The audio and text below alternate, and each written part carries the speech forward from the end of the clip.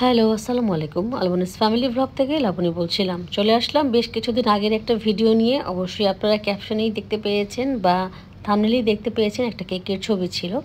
তো শুরুতেই আসলে মানে ব্লগ ভিডিওটা একটু সকাল থেকেই শুরু করেছি। একটু হালকা পাতলা রান্না হয়েছে, যেহেতু বাইরে যাব খেতে, তাই তেমন একটা খাবারের নেই।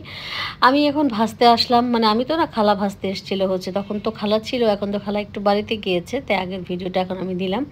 আমার হাজব্যান্ডের জন্য একটু চাল ভাজাভাজি করলো। এটা একটু মোটা চাল ছিল, মোটা চাল আমি ভাজি সব সময়।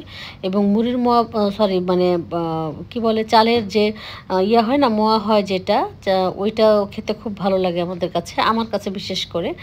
তো খালাকে বললাম, খালা একটু গুড় দিয়ে একটু মোয়া বানিয়ে দেন। তো খালা ভাজাভাজি করলো, সাথে আমার হাজব্যান্ডের জন্য একটু ভেজে রেখে দিল কিছু খাবার, কিছুটা মানে চাল ভাজা। আর এদিক দিয়ে খালা একটু চেষ্টা করলো মুড়ির, সরি, এই যে চাল ভাজার মোয়া বানাতে। কিন্তু গুড়গুলো যতই আপনি খাঁটি বলি না কেন, আমরা আসলে, আমি এত অথেন্টিক গুড় এনেছিলাম, এবং এটা আসলে এখনও আগের মতো সেই গুড়টা নাই, কিন্তু তেমন একটা পাকানোটা হয়নি, মানে মোয়াটা তেমন একটা হয়নি।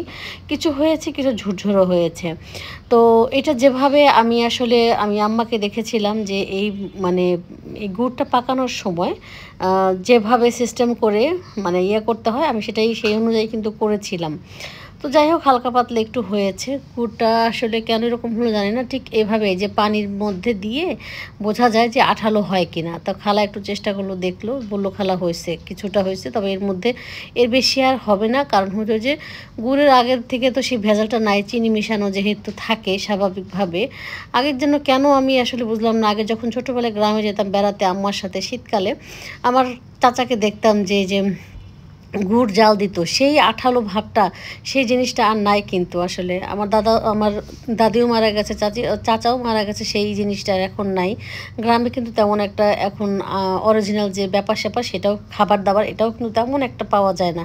সব কেন যেন আল্লাহর রহমতটা আসলে উঠে গেছে এগুলো জিনিসের উপর থেকে। আমাদের বাড়িতে কত যে খেজুর গাছ ছিল, কিন্তু এখন কিন্তু সব খেজুর গাছগুলো মারা গিয়েছে। আমি জানি না কেন, মনে পড়তে একটু খারাপ লাগে। তো যেহেতু আমার ম্যারেজ ডে ছিল সেদিন, তো ওটা রাত্রেবেলা কেকটা কেটেছিলাম। আমার হাজব্যান্ড যেহেতু আসলে বললো, তোমরা যেহেতু বাইরে খেতে যাবা, তো বাসায় তেমন একটা রান্নাবান্না করো না, শুধু যাই হোক আমরা এটা কেটেছিলাম রাত 12টার সময়। খুব হাসাহাসি গল্পগুজব হয়েছিল, কি বলবো।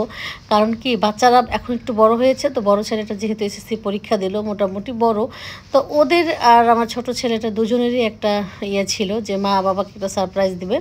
তো যাই হোক, তো ওরাই দুই ভাই কি সুন্দর করে অ্যারেঞ্জ করেছে। আর আমার হাজব্যান্ড তো সবসময় নিয়ে আসে কেক, কিন্তু আমি যেটা বুঝতে পেরেছিলাম যে হয়তোবা সে মানে ভুলে যায়নি, কিন্তু যে বাইরে খাবো এটার জন্য ভাবছি যে হয়তোবা ওখান থেকে এসে কিনে নিয়ে আসবে, রাতের বেলা আমরা খাবো। তো ও আগেই কেটে ফেলেছে দেখে, তো সেটা আর আমরা বাইরে থেকে আর কেক আনা হয়নি। আর এই তো কাটার পরে কিন্তু সবাইকে এখন দেওয়া হবে।